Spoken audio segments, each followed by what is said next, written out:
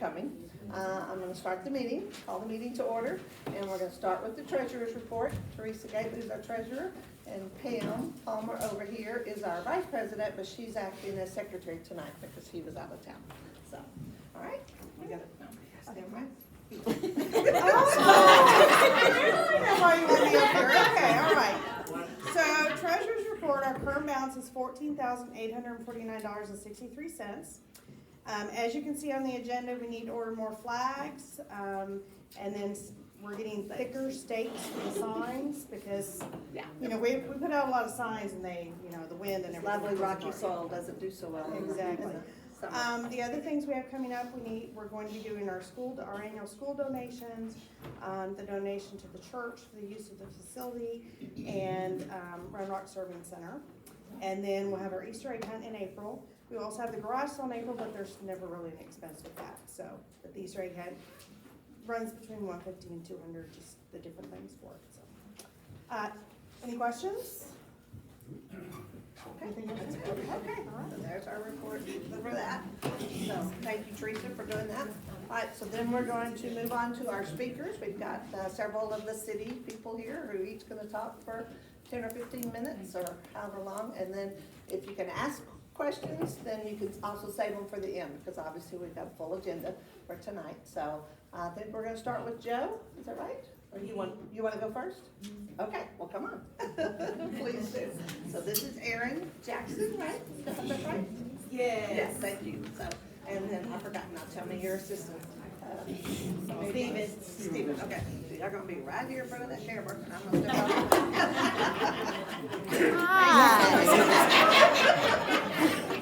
All right, so before we get started, I'd like to introduce myself so that you know who I am. I'm Officer Jackson. I'm the Community Affairs Officer with the Round Rock Police Department. So my job duties is events, programs that we have, and also keeping in touch with the community, making sure that we maintain that relationship and build those relationships. So if you need anything, I'm your go-to girl at the PD, okay? For any complaints that you have, if you have any complaints, or you just want to know more information about maybe a situation that occurred, or our programs, events that's coming up, I'm your girl. I have a few cards with me right now. Is the non-emergency number the best number to call for you? No. But you can, right? Because my desk phone sometimes it acts up every now and again. So you can reach me through the non-emergency number and they will transfer you to my desk. Some people have my personal cell phone number, not personal, PD personal cell phone number, and they can contact me directly. And I don't mind giving that information out if you need it. If you want it, I can shoot it to Mary Beth, and she'll shoot it to you guys. But I'll also leave a few cards in the back, also the activity part that I'm gonna go over today. So the activity report is just a report that basically gives you information on the calls that we've responded to within the past month, and the arrests that we made, tickets, citations, and things like that. Looking over the report, I can tell that this community is very active. Very active in suspicious calls, which is great. Keep it up. Keep it up. Seriously, keep it up. Because I believe there was a few arrests that came out of those calls. Okay? So calling whenever you see anything suspicious that you really just can't put your finger on, but you want someone to come check it out, that's what we're here for, to investigate, okay? Continue to make those calls. The second highest call was ordinances. Okay, violations, right? Parking violations, things like that, city ordinances, okay? You guys were calling in on that, and I believe it was 40 tickets written within the past month for those. I think about 3 reports taken, and a few of them, maybe less than 10, no action was taken at all, okay? So that's very, very great. That shows that you're very active. I did not even introduce my friend. So, you know what? I'm gonna let him introduce himself, but I just wanted to clear that up and let you guys know that before we get into some details about maybe some questions or concerns that you guys have seen in your neighborhood, okay? Hi, my name is Stephen Brewster. I'm a law enforcement support technician with Round Rock Police Department. One of the biggest reasons I'm here tonight, one of the things we handle is ordinance violations, particularly a lot of the parking stuff. Parking in the yard, inoperable vehicle, abandoned vehicles in the streets, general parking ordinances. On top of that, my job also does cover a lot of just support for our officers on the street roles. We do respond to certain calls for service, so actually I was just out on an accident about 15-20 minutes ago.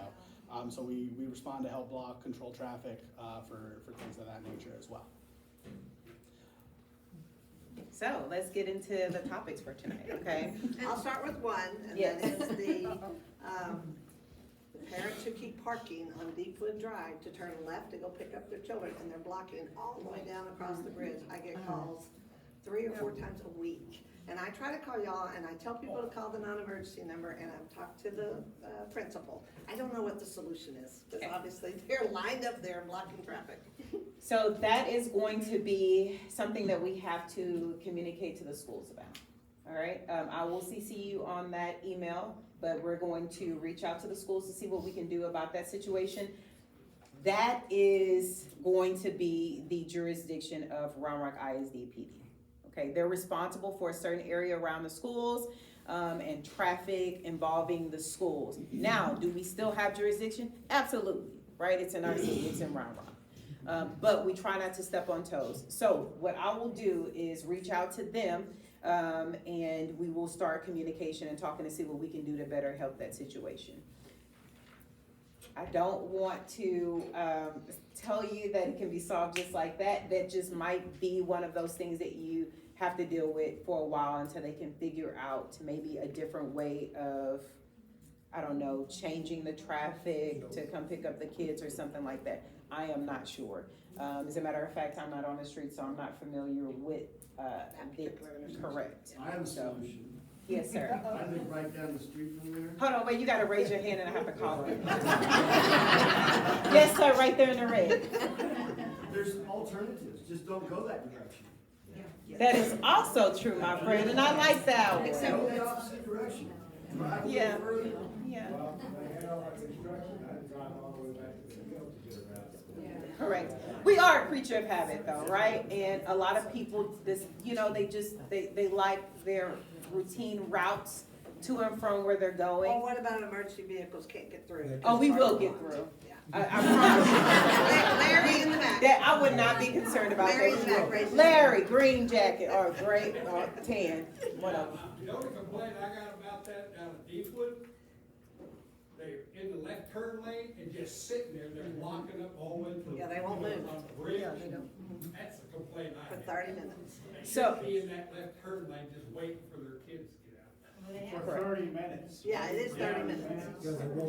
That is something that I can directly send to our traffic, which I will, our traffic division, and they can send out their officers there during those times and just write citations. Yeah. Honestly, that's gonna be the best way to correct those issues. But yes, that's a huge problem. For their kids, that involved, that left turn lane, Yeah. Yeah. coming up from the west, north, and going south. They just need to not get in that lane, they're just gonna sit there. And if they're sitting there and kids are walking into the street, getting into the cars and things like that, that's very dangerous. That's something we can't have, so. Yeah, it is definitely. Somebody else had a, yes, sir. Now that Tejas has turned into a drag strip, is there any way we could slow that down? People are coming off, their stoplights are backing up, and they Yeah. turn on Tejas and they're flying through there, Yes. both directions. And You it's know so- what, that sounds like a city issue right there. But what I can do though, I can forward that information along with the issue that they're having at the schools, forward that to our traffic division. They have studies that they perform, and these guys assist them with those studies. And based on the results from those studies, we can take that information and send it to the city. And the city can implement whatever they feel like is needed in order to stop whatever's going on, right? So if they feel like maybe a traffic control device is needed in that area, they'll put it there. But we have to get the permission from the city, and the city puts it there, we don't. But yes, sir, I will definitely, James. I need to write this down. Okay, here, you can have this. I want to put it in my I want phone. to give you that list. I'm gonna lose it. I still want you to have that list is for you too. That's other stuff that people I want to need take to it know. off. So Right. this has been brought up many times, but Oak Ridge is kind of the same scenario where, especially like at Oak Ridge and Creekview and the other stop signs, they're just running through, and I live right there, and so, kids are kids, and I'm like, there's gonna be a kid hit one day, just the amount of kids that are at that intersection and no one's stopping, so. Give me They one did second. add some new hatch, and I know they repainted the roads and so forth, and so maybe that will bring some obvious light to the area, but at the end of the day, speeding and not stopping at stoplight, or stop signs on Oak Ridge. You said, Ridgeview and Oak Ridge? Oak Ridge and Creekview. Creekview. Yeah, Creek. and then general speeding on Oak Ridge. The other thing I wanted to bring up that several of you have called and emailed or texted is about the graffiti that's been going on, and I think Karen's got some firsthand information, if you wouldn't mind sharing. I had a question. Yes, ma'am. On to the next subject. Okay. So in regards to all the traffic and the concerns, I feel like a lot of the concerns are also affected by the work on Creekview. So maybe you won't have an answer for that as far as how long it's gonna be done.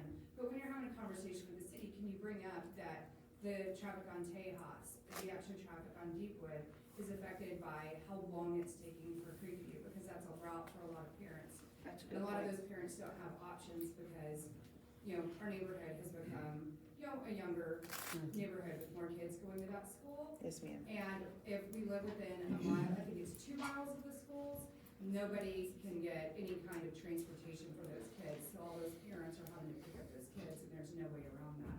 But Creekview is a big problem, and I think a big problem for the last 6 months as to why there's so much more traffic on Deepwood and Tejas and Oakview and the rest of the Creekview. That's a big problem. And I think that's why it's a little more tense, is because Creekview is just completely blocked. Construction, right? Yes, Mhm. yeah. And it's been ongoing since last spring. Joe, help your sister out, Joe. Would this be something that they can bring to the council's attention? I just took note on it. I love taking notes during the meeting, so I'm gonna be getting with, I see Michael Fink, Boom. the utilities director, tomorrow Yes, morning ma'am. at 8 AM. I already have a question. I have more about that too. Our address happens to be on that. There's a 5-foot easement in our property line between the house next to us. There's about 10 feet between our foundation and their foundation. They're gonna add a 48-inch drainage main because they're putting 17 inlets upriver of us basically to drain into the creek. They've come up with no solutions as to what they're gonna do about our foundation when they start putting that in. And they dump out about 50 feet into my yard, and the other 50 feet goes down to the creek, so it's washing out my yard. There's been no solution to that, but we're on the list for things to be done. So, the whole creek thing is a mess. I'll get with you after the meeting. Okay, thank you. All right. Graffiti, wait, graffiti. Sharon and back to the next meeting. Other houses, but can we not do it at the expense of mine? Where my graffiti lady at? Karen? Karen, hey Karen. Hey Karen, I seen you girl earlier, okay. We've noticed it several places and we've called them and, Mary Beth know about it, so we can get it erased, but we had reported one off of, what's that street called, baby? The first one was Creekview at the Greenbelt on the drainage. The second was, Shuttlebrook North. North, their drainage pipe too, there by the creek, we got kids in there doing graffiti. Yeah, they got little, they're, huge, they got pipes running under the road, and it looks like the kids are crawling in there, and some of it looks like, I love so-and-so or whatever. Some of it's high school stuff, yeah, and some of it's gang tag. And some of the stop signs too. Gotcha. I would hate to make it sound like it's an easy fix, just notifying us, and we notifying the people that needs to be notified in order to get that taken down. But this was information that was relayed, from, Ms. Mary Beth to me. And, we have a special unit that deals with, I'm not just gonna say specifically gang-related, incidents here in Round Rock, but it's on their radar. Do I see that it being something that is, a huge problem? I really believe that it's just juveniles who. Well, these are real ones, but they talk Thank God we're in Round Rock, we don't have the gangs that people, when you think of gangs, we don't really have those here. So thank God about that. But it is on their radar. If you see it, notify us, we'll get it taken down. But I did send that information to them, so that if it is something bigger than what we think it is, because we investigate everything all the same, because you never know what's gonna come out of it, we'll get it taken care of. We'll do our best to get it taken care Is of. that still you, your department, the best person to contact? to tell them? Absolutely, because I distribute out the information where it needs to go. Yes, ma'am. These are just things that we notice when we're out walking the dog. You Yes, know, ma'am. when you come across it, it's, you know, I don't go all over the neighborhood, so I don't know. Yeah, But Right. I just keep my eyes open for it and then report it. yes, ma'am. The non-emergency number too, that's how you report that.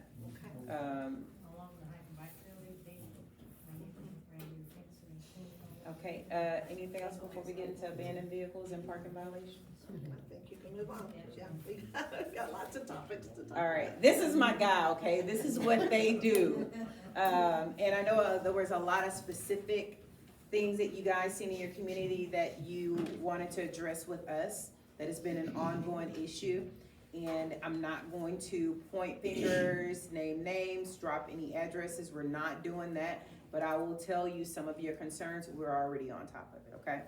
It's already been something that we're dealing with, but take it away. All right, so let's start with abandoned vehicles. Based on city ordinance, for us to actually take action on it as an abandoned vehicle, we have to be able to articulate certain things about that vehicle. The chief one tends to usually be if the vehicle is more than 5 years old and inoperable. Now, I say that inoperable. That doesn't mean it just hasn't been driven. That does mean that we have to have a way to say that that vehicle could not be driven. So if it's sitting on flat tires, if there's something visually where major operational components of that vehicle are missing on just a simple visual inspection, we can talk about it then, if there's stuff hanging out the bottom of it. But if it's just kind of sitting there and it's been a while, if it's otherwise parked legally, we can't exactly just jump to say, well, it hasn't moved in a few days or a couple weeks, it's abandoned, right? We have to be able to articulate how it meets that city ordinance. Okay? All right, Larry? What do we got? Does that include driveways too? So driveways are, Driveways like 5 years? so driveways are different. It then becomes part of the junk vehicle process, our junk vehicle ordinance. That process is a very lengthy process. Let me start with that. There are some that we are working on. Be aware that when we start that process, it can take anywhere from 3 to 6 months before we're actually, from the time we start that to the time we're getting any kind of resolution on it. It used to be if the registration wasn't kept up on the vehicle, it can be towed away. No, so that's not gonna be the case anymore. Is that state law? No, so, expired motor vehicle registration is only gonna be a moving violation. So if the vehicle's not basically been caught operating, that's not gonna be anything that we can take action on for. Okay. Okay? Anybody else raise their What hand? other questions?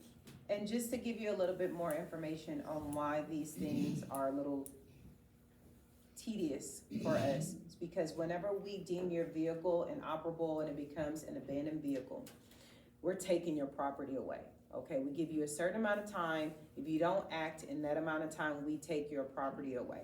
Then we give you another time, another certain amount of time in order for you to act on, hey, look, if you want your vehicle, this is what you need to do.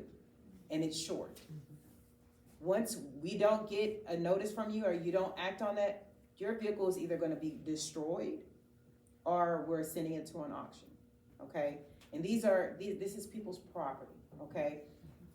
Please be considered. I know that we care about our environment and how our neighborhood looks, but the best thing that I can tell you guys to do is to develop relationships with individuals and it seems like y'all do pretty great at that, but have relationships with your individuals that you live around and talk to them. Hey, what can cause I wanna help you with this, what can we do to help? It might not be financially, but what can we do to help you with this issue? Because this has become an issue, right?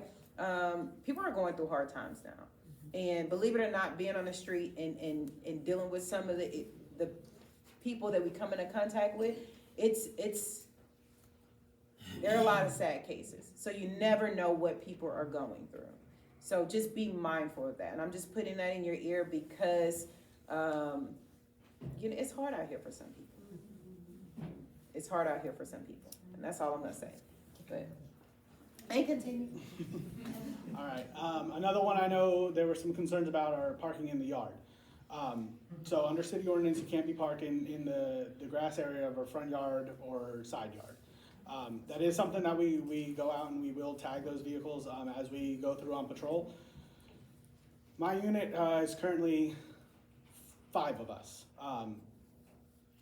including our supervisor, and we take care of the whole city. So we are out in your neighborhood, we are taking enforcement action, we're also everywhere else in the city.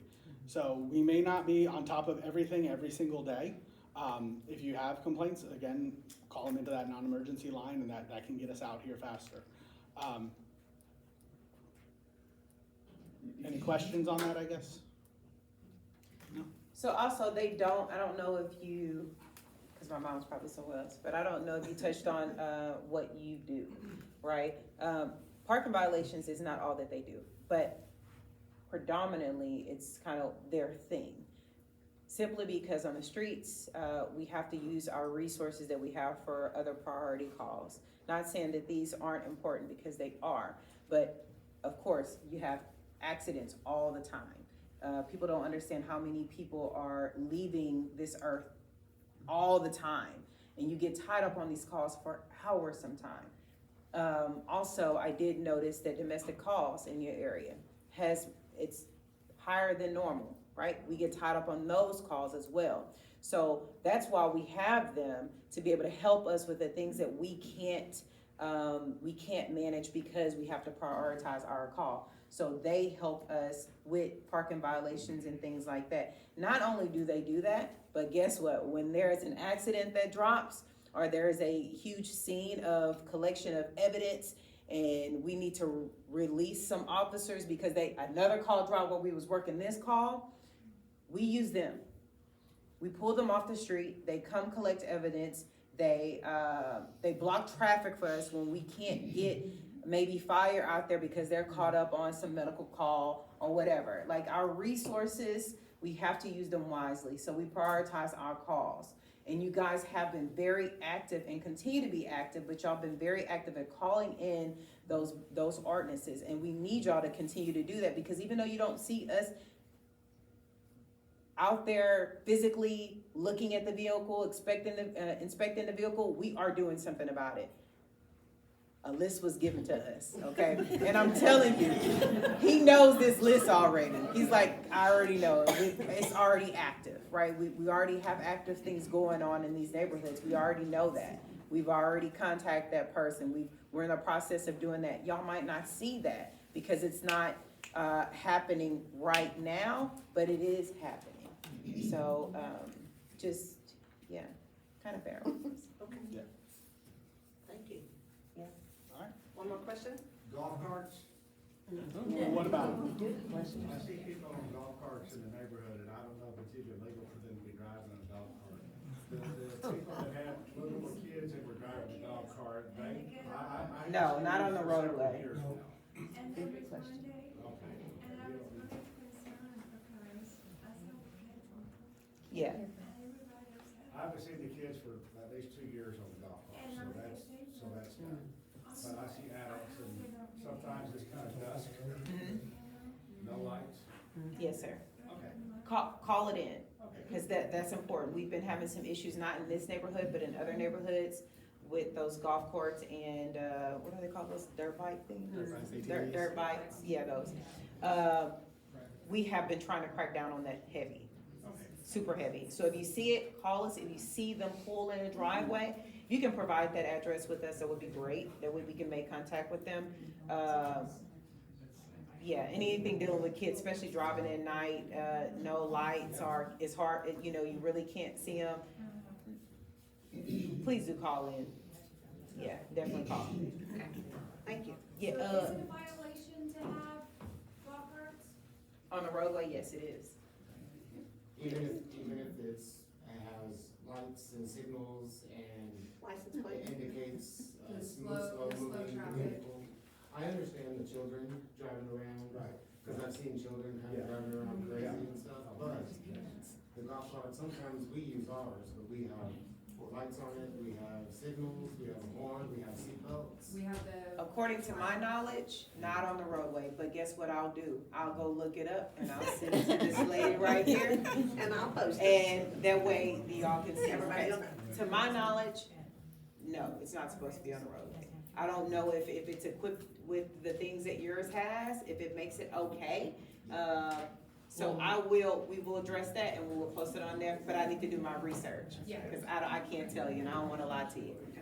Well, we gotta move on to Jay. It's gotta be like down, Fort A, For the who? or Ramses, they got golf carts on the street, but they have a license plate on them. If it has a license plate, that's different. That's different. If it has a license plate, maybe that's, yeah. Let me find out. I don't wanna, cause now y'all gonna make me make up some stuff. and I don't wanna- Thank you, Aaron. So, sometimes you gotta fake it till you make it, and I don't wanna do it. So I did leave my card up here if y'all want to take a photo of it so that, you know, cause there's not enough for everyone, to get, usually we go to these meetings, they're like, 6, maybe 10 people in here. But also the activity report too, so you can kind of see If what's anybody going wants on a in your copy of neighborhood. this.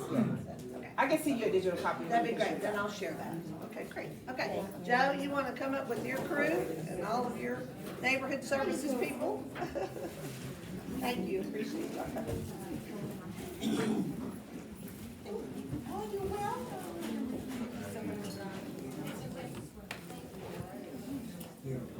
I'm probably gonna learn some, I'll probably do this.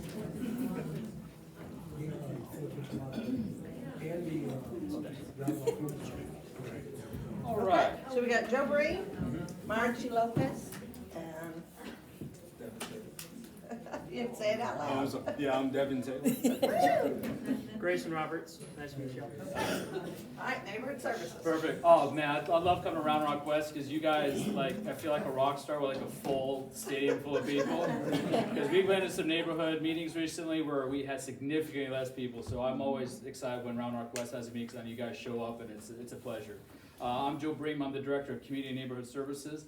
I brought a few of my folks here with me. And we're just very, very pleased to be able to present, and I've loved working with you guys the 12 years I've been here with the city. So there's only one person in this room with more time in the city than me, and that's Miss Margie Lopez, our code enforcement manager. Yes. So I'll turn over to Margie, and she can kind of briefly talk about kind of how our code enforcement team operates. Again, my name is Margie Lopez, a lot of familiar faces in here. I've been with the city now 22 years, so this month. I love my job and I love my city. So I take a lot of pride in what I do. I'm just gonna give you an overview of the things that code enforcement, because a lot of people in this town think we do everything. We don't. We're very proactive. We do go through every neighborhood. There's 6 of us. And we have one person that just works weekends. And the 6 of us are Monday through Friday. We're proactive. We try to get ahead of things that the community needs, things that we see that are a violation. We do no fines. We do no citations. Our neighborhood services, this is like a dream come true. I've come from a week-long conference, and Round Rock, there's nowhere else better to live, because not only do we have the violations, but we have the resources through our neighborhood services. The volunteering in this town is unbelievable. The people in this town are always willing to help. Our neighborhood services, our tool lending center, and we are dealing with a lot of hard times right now, where gasoline is a commodity. People don't have money for gasoline. We can provide that with the lawnmowers. Whatever help we can assist, that's what we're here for.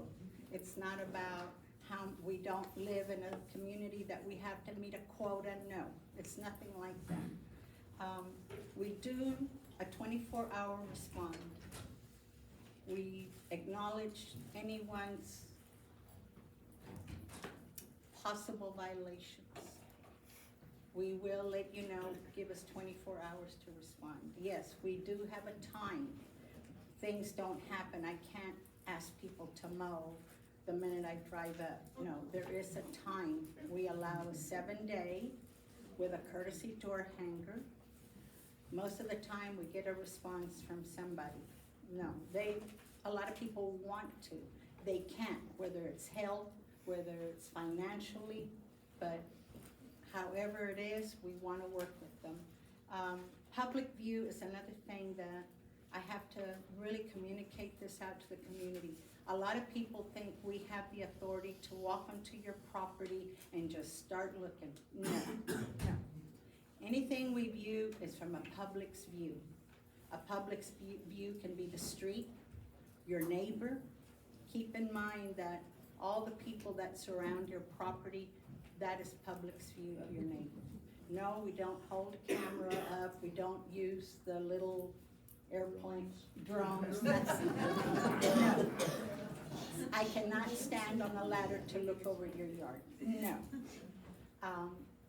Anybody within that height, now it's 8 feet. You can have fences up to 8 feet tall.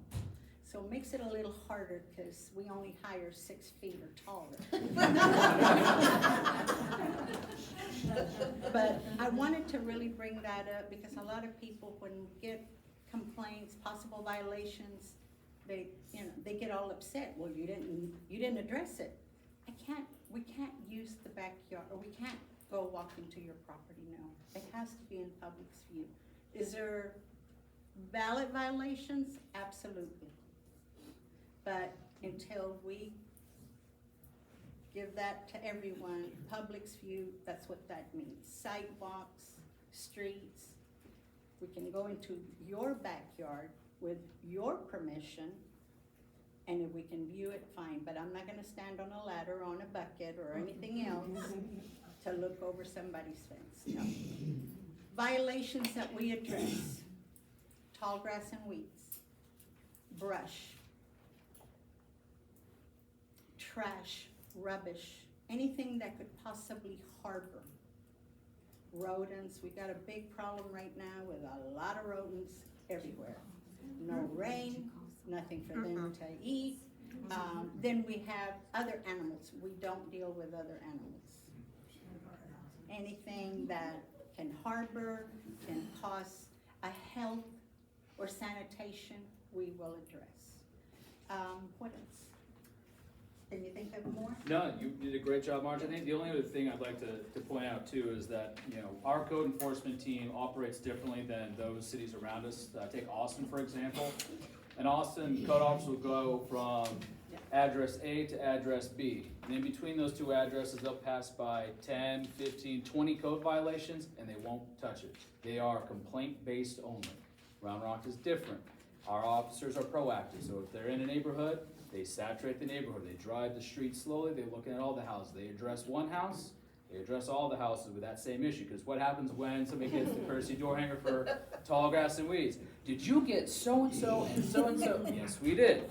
Because we hit everybody. So that's one of the things that I think isn't all that known out there, is that, yeah, we are proactive. We do self-initiate cases. It's not just complaint-based. And yeah, Margie's right. When we see something out there, our process is a little longer than some of the other cities. We are not required by ordinance to give them a courtesy door hanger and give them 7 days. But we find when we give them that courtesy door hanger and our officers handwrite on there, please mow the yard by such date, and they handwrite thank you. We take that extra time, the extra personal approach for them, and we feel that gains their compliance faster, rather than trying to hit them with a fine or a citation. Now, if at the end of the process they still choose not to come into compliance, then yes, we will hire a contractor, we will come on to that property, we will abate the issue for them. But we try everything in our power to not go the distance. Because you also loan a lawnmower if somebody needs a lawnmower and the gas. That's right. In fact, that's one of the great things about you know, the city leadership, is that my neighborhood services team and I were coming up with all of these different programs where we can help residents maintain their properties prior to neighborhood revitalization. And it was a perfect marriage to put us with code enforcement. Who knows the few houses that need a little help mowing their yard. So that's a great segue to these guys talk about some of the new programs. And we actually have one that's brand new that no city in the country is doing right now. We're the first ones in the United States to offer something like this. I'm really excited for it, so I'll turn over to these guys. Hey everyone, as Joe said, we are his trusty neighborhood services coordinators. We're a couple months into the job, but we're picking up pretty fast, and yeah, it's really good to see an active community like y'all. We like serving people that are into it. Anyways, We're the best neighborhood. I'm Grayson Roberts, this is Devin Taylor. We're gonna go through a few of the programs we talked about, including the one that Joe hinted at. But for now, I'll turn it over to Devin. Yes. Oh, real quick though, since there are so many of y'all, we do not have enough of the slides. Some of you may have notes, so we will do, what is it, description to speech. You know, we'll kind of describe what's on each slide. Yeah, we'll send a full PowerPoint to Mary Beth to email out as well. Anyways, now Doug.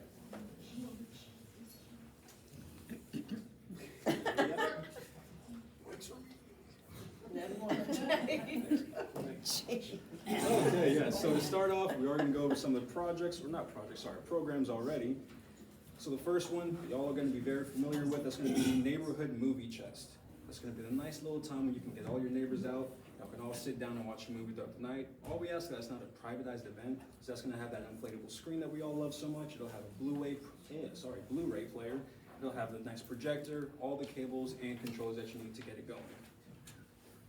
Next up, y'all actually had some of the most reservations for the block party trailer in all of last year, compared to any other neighborhood or HOA in the whole city. So honestly, that's very amazing. But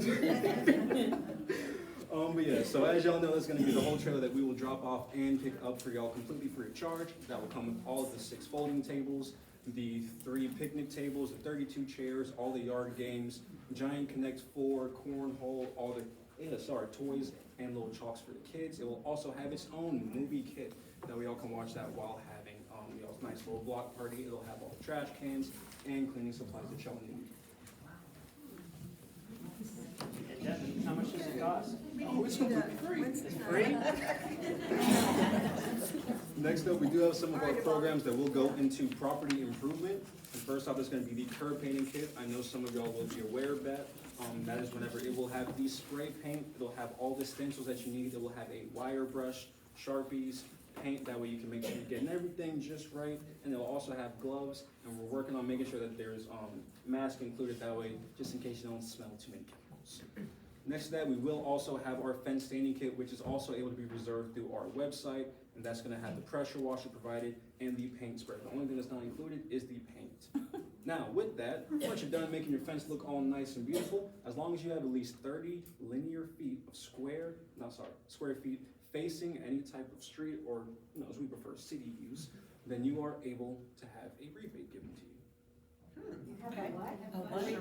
Rebate. A $100 rebate. You got 30 linear feet facing the street, you're eligible. I got 32.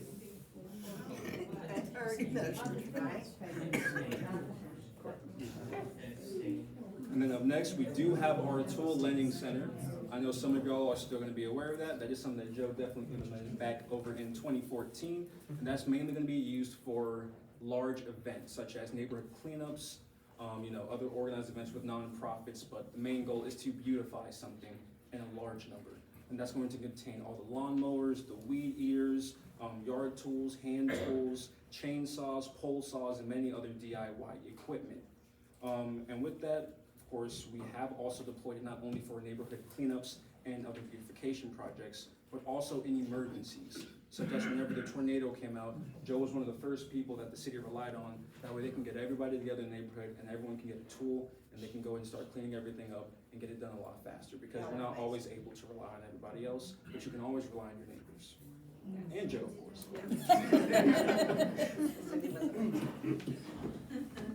Thank you, Devin. And that is actually a great segue into the upgraded version of the Tool Lending Center, kind of the evolution. Now we have the Tool Depot, which I know some of you may have a little flyer. There are little cards at the table where you walked in with info on it. But you can also go to the city website, go to the Tool Depot webpage, and you'll see that it is a facility with over 100 tools that you can check out free of charge so long as you are a resident of the city of Round Rock. Now, the advantage here is you can submit an application online, and then you can arrange to pick it up anytime, 24/7, night or day, and you don't need us there to pick it up. So if you send in that application in business hours, we can approve it, and then you can pick it up Friday, 8 p.m., and then you're ready to go for Saturday the next morning. And they'll have mostly yard tools, mowers, weed trimmers, hedge trimmers, gas blowers, chainsaws, pole saws, ladders, pressure washers, and then that's also where the fence staining kits will be located. They're in little lockers, so you can pick up those fence staining kits anytime as well. Where is it? McNeil. It is right next to City Hall. It's off of McNeil. 304 McNeil Road, Yep. right in front of City Hall. So really easy to get to, central location.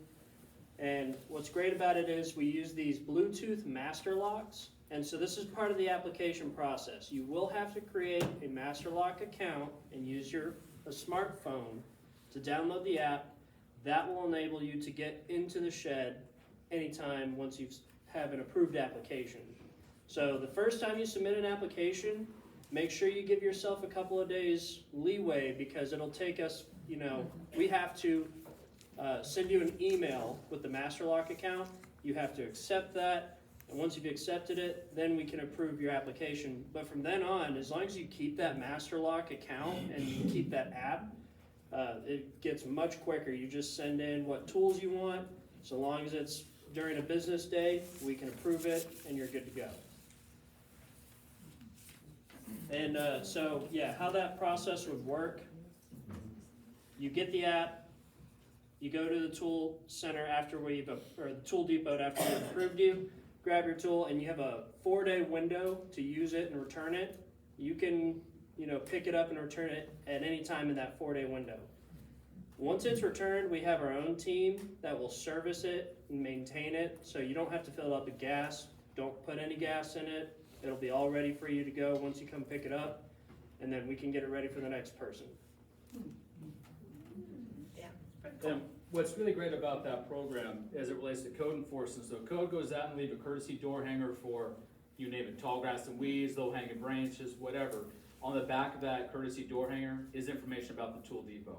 So if a resident, a lot of times they're renters, they don't have the equipment or something broke and they don't have the time or money to fix it, they can use the tool depot for free, grab that tool, abate the code issue, and now we've got the neighborhood looking cleaner, faster. My code officers have less re-inspections to do, and that's the beauty of it, is that your phone is the key to unlock that door and unlock all the tools you've asked for. And it's revolutionary. There's nobody in the country doing it right now. It's really, really cool, and we love it. And we have cameras in there, and I have seen people come and pick up a lawnmower at 10 o'clock at night or 2 in the morning. Now, hopefully they're not mowing at 2 in the morning, but they are picking it up. So we're really happy about that. And again, it's great partnership between neighborhood services and code enforcement. So if you ever want to come check it out, let us know. We'd be happy to show it to you. Great. Yep. Question? Yeah, do you have to have had one of those door messages left before you can utilize the? Nope. You can use it anytime. Yep. Yeah, the program is open for everybody in Round Rock. We just specifically target the code enforcement violators on making sure they know they have a tool. And that's the other thing too, a lot of times when code enforcement leaves a courtesy door hanger, they don't know any of the facts about, the resident. That person can be elderly, disabled, recent surgery, illness. They may not have the physical ability to grab that tool and use it on the property. Code enforcement's great referral for my neighborhood services guys. We got wonderful churches on standby, volunteer groups. And those volunteers are very happy to come grab a tool from the tool lending center or the tool depot, and they'll go to that person's property that has that genuine need, help them abate it, and bring the tools back. They love serving neighbors in Round Rock. So if any of you guys ever have that kind of issue, or know of a neighbor who needs a little help, send it to neighborhoods@roundrocktexas.gov, and we'll get them some help. Yes. I think we got one last program. Emma has Yeah. a question. Is the curb painting kit at the tool library, or is it still at the library or at the tool depot? It's at City Hall. It's at City Hall? Mm-hmm. Okay. And free of charge. Yeah, you still go on the city's website to reserve the curb painting kit, and you pick it up at City Hall. Okay. Yeah. Yeah, the curb painting is real important, and I don't think this city, you haven't gotten fluorescent glow-in-the-dark paint yet, have y'all, for that? Because I know that the fire department, when I talked to them, they would love for our addresses to be able to be seen at night especially, but they would love for every house in the neighborhood to have a number in front of their house, next to their mailbox or somewhere, because oddly, there's a lot of houses that don't have addresses. Amazon delivery drivers love that too. So, it is important, so that's why it's always on my list on our meetings, is that I would love for it to be a project, that if neighbors would just get together and 5 or 6 or 8 houses, just go rent it or borrow it and just do it. And always buy fluorescent paint. That's true. And if you have more questions about Tool Depot, hold it to the end. I just got one more program to go through real quick, and you may have questions about this one too. So, some of y'all might have already participated or heard of it, but we have our university program. It's where we invite residents to take a 11-week course with the city once a week. They'll get to come interact with departments, and we have some very hands-on activities that you can do and learn about what each department does. Of course, everyone loves fire and PD. You get to see all the cool toys they got, but it's every department. So even GIS, which is cool in its own right, and community and neighborhood services. Obviously y'all's favorite department, Yeah, right? y'all want to come see us. So we actually have our spring classes starting March 3rd, and we're still accepting applications. So if you want to send in an application, you can email it to neighborhoods@roundrocktexas.gov, or go to our website for more info as well. You can also find the applications on there. And yeah, just let us know your shirt size. You'll get a free T-shirt, and we provide dinner, so you don't have to worry about Every cooking Monday that night. night, they provide dinner. That's Yeah. 11 weeks of free dinner on Monday night. Yeah, it's pretty good value. Again, for free. Yes, sir. Pass and fail or just? You do have to show up. So, yeah, if you want food, you do have to attend the class. And at the end of it, you'll actually get recognized at council. So you'll get to meet the mayor, get a picture, and we'll present you a certificate for completing the courses. So it's pretty cool. Yes, ma'am, you had a question? Yeah, aside from the education of it, is there anything else that one gets as a resident? I mean, yeah. You get the experience of interacting with. There is the education of how things work, but on top of that, is there anything else? The name tag. We do have name tags. And a t-shirt and dinner. You will get to meet actual city employees, and they love talking about their Oh, job. you're selling it now to get to meet employees. Yeah, I'm telling you, they're very cool people. I've worked with them for a long time. You can put it on your resume. Yeah, you can put it on your resume. It's a very informative program. I highly recommend it. Yeah. You meet some great people at the city. And that's the thing, if that is not your cup of tea, and it may sound a little, something that your kid would be into, we also have teen university for high school students. So if you have a kid that goes to school here in Round Rock, we have a teen university course in the summertime, and it's the same thing, but it's crunched into 2 weeks. So instead of every Monday night, it's Tuesday to Friday, and then Monday to Friday. So 2 weeks, they get fed, they get to meet all the departments, and they get to do the same activities that you would do, and then you get recognized at council as well. So definitely recommend that. You get them out of the house for 4 hours and they get. Actually, I'm sorry, they don't get t-shirts. Oh, Devin, you're cheating now. They get gift cards though. They do get gift They cards. get gift cards. But they also get to meet council. Pretty cool stuff. Alright, any, that's it for No, neighborhood because you're supposed to talk about Lake Creek Trail updates and trash pickup issues. Okay, I don't have the Lake Creek Trail update, but for trash issues, I know ever since the Republic has taken over for Round Rock Refuse, there's been some glitches around the city, not just in Round Rock West. So yeah, we experienced that as well. When those things happen, please feel free to either, let neighborhood services know. There's a contact person at the utilities department. It's Public Works is the name for that, which has utilities and transportation under it. But we do have our solid waste coordinator in there, and that department oversees all of the issues that relate with Republic. But if you let us know, I let that person know, and since I'm a director, I get to let the other director know that we've got issues going on, which, Some streets are like 3 weeks in a rush. They're just literally just completely passing on. So it's Yeah. becoming quite a bad issue in Round Rock. Absolutely. So yeah, when those things happen, please, you can contact Republic and they can, they need to send the truck back out, but also let us know because we hold the contract with them. So, ultimately they're accountable to us on those things, and I know exactly who on staff needs to hold them accountable to their obligations. Okay. And then bulk trash pickup. You Yes, explained we've about the recently non-annual. kind of changed that up a bit. So we traditionally have done the spring-wide cleanup in, I believe it was April, wasn't it, when we did it? So the whole city would participate, and your weekend would come, you could put out your bulk trash. The city has grown so much and there's so much volume going out that Republic is struggling to keep up with that one weekend.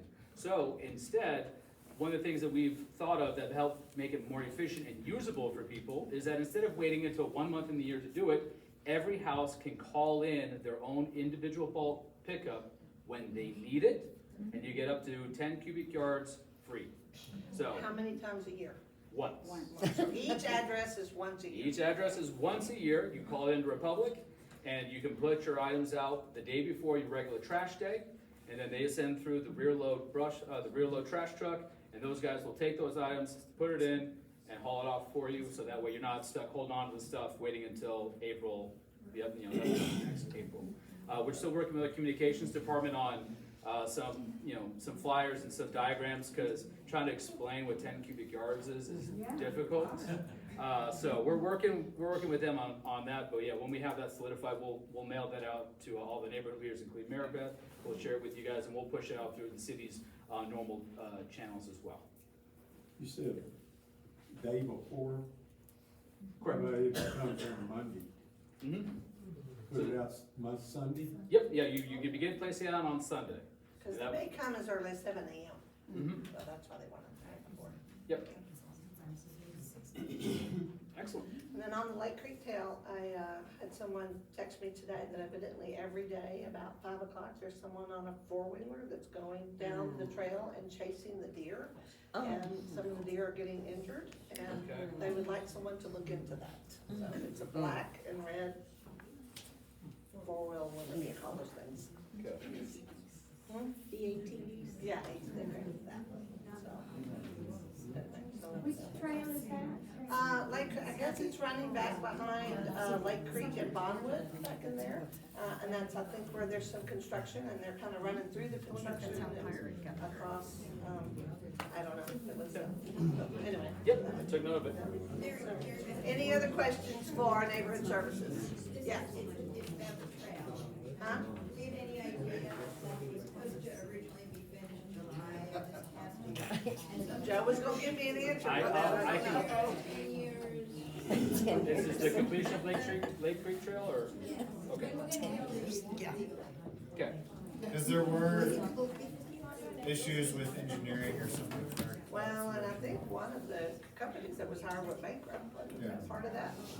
That Parks managing that contract, I couldn't speak to it, but I If you can could get find us some out. answers, that'd be great, I'll share it with them. Absolutely. You bet. Anything else for our neighborhood services, and we do appreciate that you sent the postcards out for us. That was Yeah, huge. anytime. I was My really pleasure. excited, to see those in the mail. You bet. Helped us not having to pay for that, so. Our pleasure. Appreciate you doing that. Excellent. Thank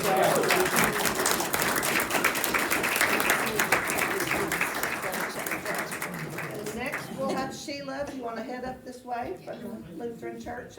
Real quick, I'm going to talk about our stakes that we didn't talk about when the treasurer was mentioning. These are the stakes we use for our signs.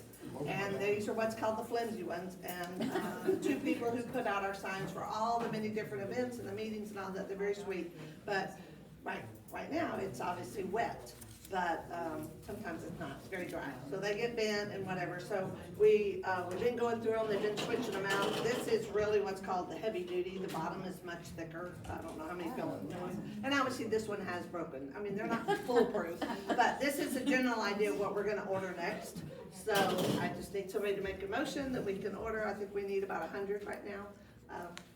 Go ahead, James. I move that we replace the old sign stakes with the more upgraded heavy duty and give permission for 100.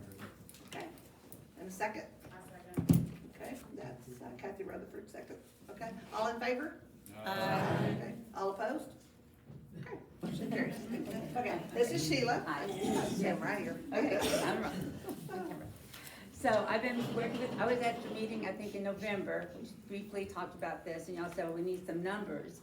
And so I worked up the estimate of how much, so we're talking about at Grace Lutheran Church, that big open lot in front of our church, you know. A lot of people cut across it, which is fine, but when it's muddy, when the wildflowers are all growing over there, it's not always the easiest path. We checked with the city, they will not put a sidewalk on that side of our, Left Drive there, because there's a sidewalk across the street. So we thought it would be friendly if we would cut a path from our parking lot, from where our parking lot, like a few feet in from the street, and then just kind of angles off toward the sidewalk that way. So it still cuts across our, it's still a shortcut to that place, but wanted to do like a 6-foot wide, decomposed granite path. So it's about 220 feet long is what it would be. We want the steel edging on both sides so that it's gonna stay in place, it'll hold up. And we would have to hire we have someone that's given us a bid to come in with a skidder or whatever it's called, and you just to be 3 inches, gotta pull 3 inches off our rock. We'll see how that goes. But, so that we can then put the granite in, so that's gonna be it. So like, we figured out that the decomposed granite and delivery from Whittlesey Brothers would be like $591. They give us some discounts on that. And the staking is the most expensive thing, and we got, Home Depot has it $2 a length cheaper than Lowe's, so we like that part, and they were gonna give us a $50 donation. But the staking for 440 feet of this steel edging is $1,400. That's what the stake is expensive. And then the barrier would be like $115, and then the bobcat and the driver is about $550 for him to come in and do that. So total estimated cost of the path is $2,656.56. That's how much we estimated. So that's our dream. That's our pie in the sky kind of thing like that. So we had been talked with the city before. Kelly Banks had talked to us and said that if the neighborhood association would partner with us as a neighborhood, because it would be a neighborhood improvement, that there are grants from the city that would be available. Yeah, so for us. that's where we need to talk. So to that's Joe. where we are. And That's we where can, we're as a neighborhood, request, I think it's a matching grant, Joe, is that correct? Okay, so that if the church is, hopefully, and I'm sure they would take some donations towards the cost of this, Yes. then we could request a matching grant, that let's say the church is gonna do half of that, so what is that, about 1,300, then we could ask for that matching grant to help come up with the difference, and of course, they would love some donations. So that's a topic of conversation for if any of you are interested. It sounds like it would be great, because that's another one of the entrances to our neighborhood. I've had people ask me why we don't have, like I know along McNeil and over by the high school, there's a Round Rock West entrance. I didn't know why we didn't ever have one, and Kelly had mentioned that. I was like, I don't know, how much is that? no idea, I'm not sure if the church wants that on their property, but it is an entrance that would improve that entrance to our neighborhood, and it's obviously being neighborly with our neighbors who are very gracious to let us use this facility 4 times a year. Yeah, that project sounds right up our alley for that 50/50 matching grant program, so Okay. I'm very excited that you should talk to you guys. Okay, I have a question, but one of the things that mentioned in the application was talked about volunteer hours count in that somehow? Yeah, there's a lot, there's a few different formulas we can use, but I mean, obviously, yeah, we will be very happy to get creative on making it work for y'all. Cause it's gonna be a lot of man hours, it's gonna be a lot of man hours, but it's really gonna be a big deal, so. Yeah, let's get together, Okay. I wanna make this work, it sounds great. Okay, so I think I need some kind of motion that if we could be partners with them as far as like, doing the grant part, that we request the matching grant for them. Would somebody wanna make that motion? Well, I have a question. Okay. So, we've toyed this idea of having our neighborhood signs for many years, so is that not something too, we could, instead of kind of figuring out the design for all of that, so it kind of could all maybe be done at the same time? Cause I know there's money that we could be using from the city to also use for that, as well as some other things, so I don't remember why we haven't moved forward with that in the past. Well, it's not our property. I think that's something Yeah. that. Well, I mean, I know we've somebody talked has- about other locations We didn't know, too, so. we've never been approached to my So, knowledge. the ones that we have now, I think are in some discussion about, depending on what happens with the construction along McNeil in the quote, near future, because they are like blocking views, is that right? Joan, did I say that correctly? They're up against the fence, so I mean, from a visual standpoint, they're not blocking anything. Any impacts construction has on existing facilities like the fencing and your signage, that needs to be replaced, it would be replaced. Okay, so, yes? I'm not real clear on the pathway location or the overall cost. Is it from the northwest corner of this existing? Right here. So there's a parking lot right out here where everybody parked tonight? It's on that side, that going parking lot? There's a parking lot. I didn't park there, but I mean, yeah, there's a parking lot There's a right big here. parking lot, and then like maybe, I don't know, maybe 20 feet in from Bluff Drive, come in this way, and you go straight across, and it cuts into the sidewalk there that then goes down to the park. Over towards the Round Rock West businesses. Yes, I'm sorry, from our parking lot to the sidewalk that borders Round Rock West Drive. Is that better?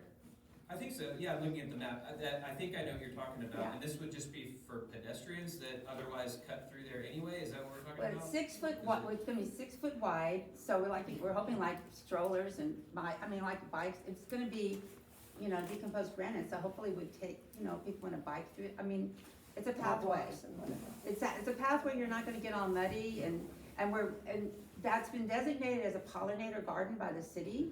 So we're gonna have a lot of wildflowers down there on either side of it. It's gonna be really pretty, I think.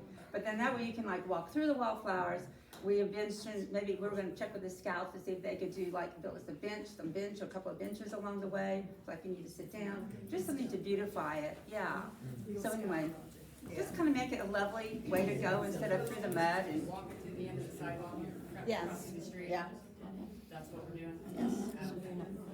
Because a lot of people cut across it. I don't know why, but they do. That's okay. Now it's a thing. It's a shortcut. It's a shortcut. You don't have to. So, does anybody want to make a motion? Well, we're at this, so the total cost is in the range of 3,000, or what was the total? 26, 56, 56 is my estimate, and those are the There's a prices I got. potential for a half, a grant or something. If we as a neighborhood association request the grant, then we could potentially grant that and share that to them for the half. You're just needing us to be the partner for the grant side of it. Correct. Not necessarily the financial side. Or if somebody wants to make a Right. donation, they could. We'll certainly take that, yes. All right. But again, we want to talk to you about the man hours. I'm really interested in that part, so. All right, so I move that we work with Grace Lutheran to create a partnership so we can utilize the city grant program as the catalyst for this pathway. Okay. Kathy, second. Okay. All in favor, say yay. Aye. Any opposed? Okay. Thank you so much. We're so excited. Okay. All right. Could we possibly get a list of people that might want to volunteer to help? That would be great. I know I have somebody, I'm trying to get, I have her name, I sent her a copy of this too. Yeah, somebody has some wildflowers they wanna donate Somebody at our was last like- meeting. Yeah. So yes, I will share her information when I send out the minutes after, Pam does those. And then that way y'all can be in touch with her if you wanna help with that. Okay, so we're going to move right along. The garage sale, appreciate, I know you mentioned it earlier, is going to be April 5th, 7:30 to 12:30. Do I have those times right? Typically, okay. So if you're wanting your house to be in the garage sale, then contact her, and we will obviously be giving more information with that coming up. We'll post the Facebook groups, and we'll send out an email with the link to, you can go and sign up for it, or you can contact me, no problem signing up. Okay. All right, the Easter egg hunt, we had a little bit of a glitch. Every year at the end of January, I send out the request for permits with the city to use the Roanoke West Park, which we do every year, for that, and our Easter egg hunt, and our 4th of July parade, and National Night Out. Well, I got a notice that the Easter egg, the park was already reserved. And thank goodness, they did a little finagling for me and they got it. So we are back to doing this, the Saturday before Palm Sunday, which is what our signs say. And Jamie Yeakley will be doing that for us again, so. Is that the 12th? That is the 12th. That is the 12th. Mary Beth, going back to garage sale, Yes. didn't the city do a mailer for us? Or something like- Joe, I think y'all did a mailer for a postcard one I time? was just telling them, what we should do is do I think last year we did like a save the date postcard Yes. that had your 3 events on it. It had Yes. your, the garage sale, the Easter egg hunt, and the tent clinic, since they're all within about a month of each other. Uh-huh. We just send one that covers all 3 of those dates. Right, that'd be great. Okay, I'll get with you. Good idea. And then the pet clinic, yes, Tina will be doing that. I thought she was gonna get here. She said she'd be here about 8:15, so she may come in. But she does the one in May and the one in November, and it's obviously with, Dr. Charles. Charles, thank Let you. me say something on that. So, Yeah. I was an ag teacher, and so we use them, and just so you, if you're aware, you do not have to come to the pet clinic for only shots. Dr. Tarleton also sells, your preventatives, your flea, your heartworm, and so forth. You do not have to have a test to show a negative test result to purchase those items. And this is a fundraiser for our organization, and the majority of the money is made in selling those preventatives, okay?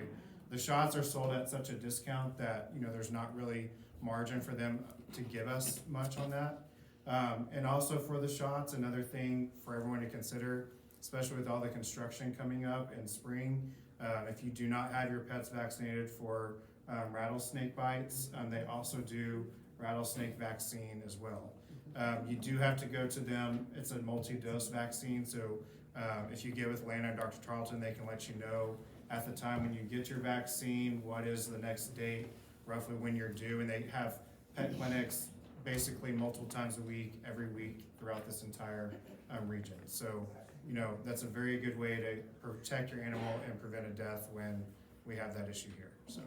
And it is a great fundraiser for us. That helps us Yeah, with the you funds. say as treasurer, that is like the majority. It is our of largest. budget comes from- Yeah. from the pet clinic. We did not get a whole lot of donations this year, so that is Yeah, definitely, donations are makes a difference. Yeah, there's no reservation, it's show up, and if you want just preventatives, just walk to the front of the line where Cole, their son, is doing the payment. And just say, I need flea, tick, heartworm for my cat, for my dog. Do you want chewable or do you want a pour-on? And then he'll help you select and you're on. And if you volunteer, then you get, your animals get to go in first.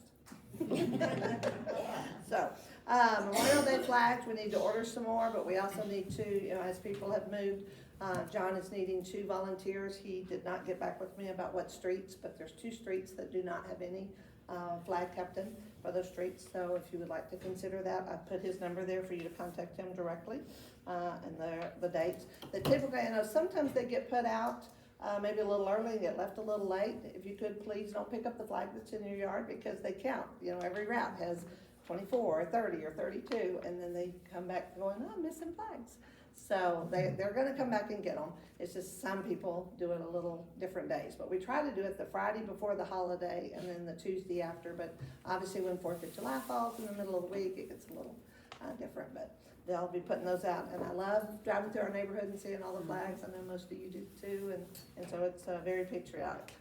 So the other updates, Amazon has told me, they've emailed, they're gonna be starting like this next week. we should start seeing them wrapping some of the trees that they're gonna be saving, and just the general construction that will be coming, that she said that is coming. They are still supposedly on target for either the end of the year to be finished. I don't know how they're gonna do that when they're starting late, or the beginning of next year, but that's what she said.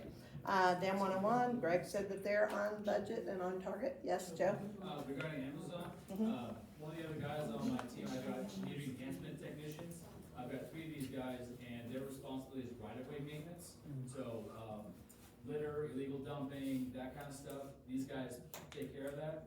I drove down County Road 172 the other day and noticed it could use a little touch-up. So I sent my guys down there.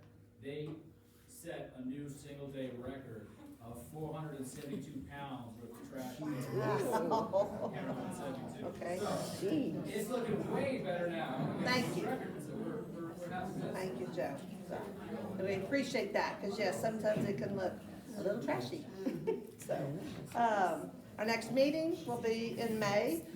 It is a Tuesday. All of our signs say Tuesday. I'd love to do a different night, not conflict with PTA, because I know there's a conflict with, lots of other things going on. We're flexible about the first or second or third, but I had to work with the Boy Scouts because they're already booked for this room for the entire year. But they were very gracious to give up 4 of the nights and meet somewhere else for us to have the Tuesday night. So I have sent a message asking, because each year for our 4th of July parade, which Teresa and her husband John are graciously holding now, and we did have it on July 3rd last year. I think it was a great response, so that we're not conflicting with the city of Round Rock July 4th when they move their timing. And so we're gonna stick with doing July 3rd again this year. And so please plan your little parades. And then it's my understanding that golf carts are allowed on that day, right, too? That people decorate their golf carts. We can ride golf carts for the parade, right? Yeah, I'm not gonna use that.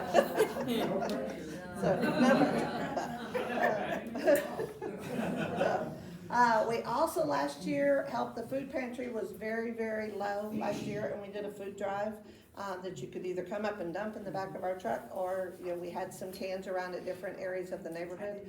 I think that was a great idea to try to help the Round Rock Food Serving Center, and so I'd like for us to do that again. So we'll be advertising that and publicizing that, because it's good as a neighborhood to give back, because there are a lot of people in need right now. Our National Night Out, please make that date, is always the first Tuesday in October, which is October 7th. Last year we got several sponsors, and that really helps cut down the cost. Ours, I'm always told, ours is the best. It's no lie. I go to the ones that have the best food, and I'm always visiting you. So we get a lot of people. We love for it to grow every year, and obviously that takes volunteers, and so the planning for that will be coming, but I did send in the request to reserve the park for that night, so that's coming. Our last meeting will be in December, and again, we're gonna do all these save the dates. I'll be getting those out, but I've been working on all these dates with the city, and we already mentioned the street numbers, house lines, and all that, and then the information for if you have any other questions. So anything else? I just buzzed right through that. Yes. I have a question on the Amazon. Are there any specifics as to what they're moving forward with? What portion of all of that work? I actually saw Bradley, I've forgotten his last name, Dushkin. This last week, and he commented that I knew more than he did. But I stay on top of emailing and calling for Jessica. She's pretty good about getting back to me and calling me back, but for now, she has not shared that anything has changed. Was the answer that I was. Can we very pointedly ask specifically? Yes, to try to see where the plans are. And I asked Bradley to ask them as well, so it's not just me, to see. Because there's gotta be filings with the city, so. Well, I know, and that's why I was quite surprised when he told me that he didn't know. If not, we'll just do like we did in the past, open records. Yeah. But they're submitting for a building permit, right? Or site development and a building permit? There has to be plans on I would think that has to be, exactly. And that's why I was surprised that with him being head of planning and zoning, that he didn't know anything. So I suspect they're behind schedule, but with them starting this week, because breaking ground, I mean, surely they have to have some kind of plans done. So, yes, ma'am. So there's a lot of conduit construction going down Deepwood. I'm assuming that's fiber optics. Do we know? I was told it was Google Fiber. And I think they've been knocking on doors. I had someone tell me at 8 o'clock last night that one night this last week, there were gentlemen with Google Fiber knocking on her door like 8:15 at night, scared the daylights out, cause it's dark. We had AT&T come to ours trying to, talk us on AT&T. Oh, so trying to beat it's gonna Google be some Fiber? Competition. I do fiber optics for a living, so I'm super excited to have other There options. you go. So, anyway, I know that there's mixed discussion in the Facebook, comments about people who knock on doors. You're supposed to have a city permit, and Joe, help me out, is it $20? Yeah, I believe it's $20, but yeah, a solicitor's permit is required to go door to door, selling in Round Rock. And it's not so much you have to pay for the permit, it's the fact that the police department does a background check on the Exactly. applicant to make sure that they're not a wanted felon or have previous convictions for burglary or robbery. Because some people say they're weird, they stand there, they keep looking in the houses. You know, we do have a lot of elderly people here or vulnerable, just, you know, you don't want it just to be opening the door for strangers. And if they got a tag around their neck, then you know that they're kind of okay, or should be, if they've been screened. So that's why it's important to ask. If they don't, feel free to call it in. That's right, here you go. They're easy to find, right? They show you your house. As long as we they think give of you right, one direction, they'll lead you to the other. So you can call in the previous non-emergency number and say, yeah, I had a door-to-door solicitor without the permit, he's heading westbound on, Creek Street, whatever it is. Right. And the officer can come out and make contact with them and stop that activity if they don't have the proper permit. Right, yeah. Okay. Larry, did you have a question? You were waving? Yeah, that Google Fiber. Yes. Came down in front of my house about 3-4 weeks ago. The week before, they put a placard on my door.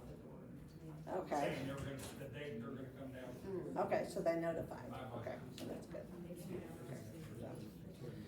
Anything else? What was the plans that y'all mentioned that required a permit? I didn't get The that. plans Yeah, someone. he was talking about Amazon that's coming out on the 192 acres on County Road 172. Yeah. So, we were trying to figure out if they have filed a building permit. Oh, Yeah. yeah, we think they. Yeah, we wanna know how tall their buildings are gonna be is our biggest concern, and some of the other things that they've snuck in. Yes. Any better idea of the overall Creekview construction? Joe, you're gonna find out about that for me, cause I know I got a letter and I posted it and I emailed it to those of you who have your emails. It is a problem that some of the kids, and I get it, they have the right to walk home down Creekview, but I guess they're walking through the construction zone, and the workers are trying to stop them, but I guess the kids aren't stopping, and you know, they're kids, but we just need it to be safe, and so some people have asked me, how long is this gonna go on? I have no idea, and so I think it's gone on longer than planned. Yes, ma'am?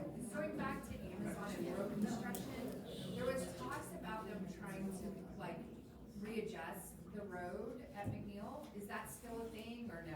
Because they're Well, gonna deal with eventually, railroad. they're gonna have to deal with the railroad, and Yeah. so they have set aside 10.68 acres, does that sound right? Right on that corner that's going to realign from off of 172, but it'll take it and line it up with Oak Ridge. But they've got a lot to be done before that ever happens. Because Oak Ridge is already a racetrack and thoroughfare, so what is that? So we had an Amazon committee where we were able to represent the area with the city and Amazon in quote unquote mutual conversation. And so that was always a big conversation, and I know there's been debate as to even if it is, I guess even going to make sense physically and, all the engineering and so forth. So, it's a promise that they made, I think, as kind of a concession to kind of help the city promote or, have more positivity towards the project than what we feel. Sorry for the city here. But, those of us that were here, there's mixed emotions, can't help, especially someone like me who lives on Oak Ridge. Yeah. But if you look at the grade of the railroad and the street, it's even questionable how is it gonna be possible. Yeah. Cause if y'all were here long enough to know the, no sound No. passing, I mean, No that more. took a very long time for even that to get approved because UNP has the say in that moving forward. So it's not just the city or the county and all those coming together, it's also UNP having to have an agreement to allow that to happen. There's also a time limit, there's only, they have to start construction within 10 years. Yeah, so they've granted that land, for some kind of, we haven't been told, does the city have to buy it? but they've said, you know, we'll not do any development in this area for X number of years. After that time, we take back the right. I think it's to that 10 property. years. Yeah, 10 years. So the likelihood of it actually happening is probably pretty low. That's good. Larry? AT&T's already gave up their little building there to the west of 172, railroad tracks. Other communications. Okay. Yeah. Okay. So they're pretty hitting on it. Okay, one last city thing that I can think of, well, actually, just a comment, is that, I know we've had some issues with Amazon packages being stolen, or packages not being delivered to the right places, and people trying to track them down, so if you get a package and you have no idea where it's supposed to go or whatever, you're welcome to call me, text me, email me, I'll try to help, because not everybody's on Facebook. But I also know that some of the mail is not being delivered, other people's mails are being put in other people's mailboxes, and of course, that's a federal offense, but we've got a new mail lady, I think she's real nice, so let's hope that it gets better. I'll try to flag her down and talk to her the other day. Somebody told me they had an issue, and I saw her coming, I flagged her down, she was very, very helpful. She wants to be, you know, she likes this neighborhood, she wants to stay here a while, so let's hopefully work with her and see if we can't get that better. I think the construction has probably been an issue for her, you know, I don't know, but let's work together. If you do get mail and it's somebody else's, please go deliver it to them, and hopefully they'll deliver you yours. There's a couple times I got my mail at 6:30 p.m. Yeah, it's been very interesting. And So, some in the morning. The other night it was at 6:30. yeah, you wanna add to that?